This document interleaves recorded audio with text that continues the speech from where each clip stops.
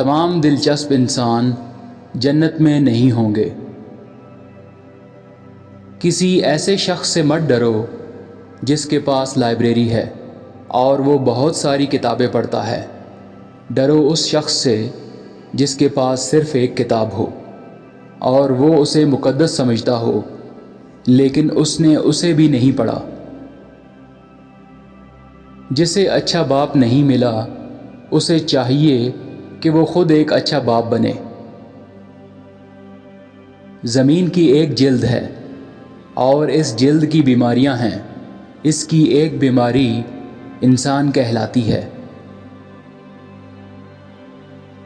کھرا انسان دو چیزیں چاہتا ہے، خطرہ اور تفریح۔ زندگی سے بڑے فوائد حاصل کرنے اور لطف اٹھانے کا راز پرخطر زندگی جینے میں ہے۔ خاموشی بدتر ہے۔ تمام سچائیاں جو خاموش رہیں زہر بن جاتی ہیں۔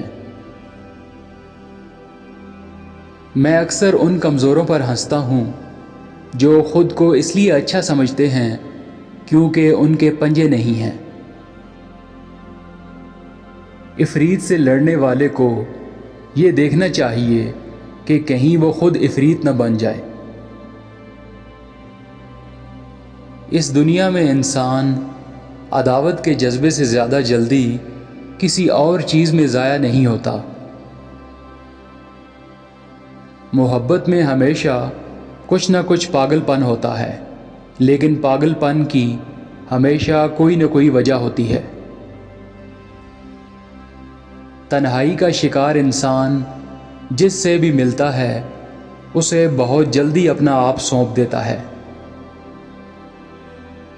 جس کے پاس اپنے دن کا 2/3 حصہ اپنے لیے نہیں ہے وہ غلام ہے، چاہے وہ کوئی بھی ہو، سیاستدان، تاجر، سرکاری اہلکار یا عالم۔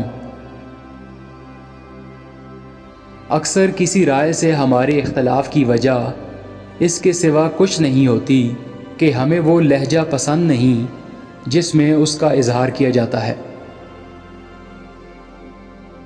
انسان کا اپنے مقاصد کو بھول جانا تمام حماقتوں میں سے سب سے زیادہ دہرائی جانے والی حماقت ہے۔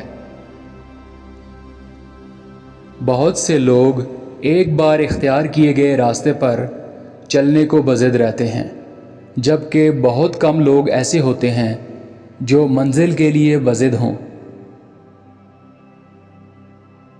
ایسے شخص سے لوگ ہمیشہ ناراض رہتے ہیں جو اپنی زندگی کے لیے منفرد معیارات کا انتخاب کرتا ہے، کیونکہ وہ انسان خلاف معمول برتاؤ کرتا ہے، اس لیے لوگ اس کے مقابلے میں خود کو کمتر محسوس کرتے ہیں۔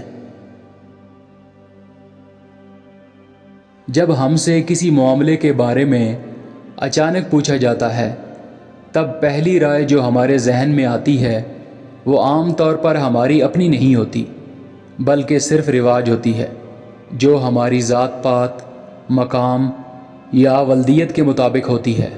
ہماری اپنی رائے شاذ و نادر ہی سامنے آ پاتی ہے۔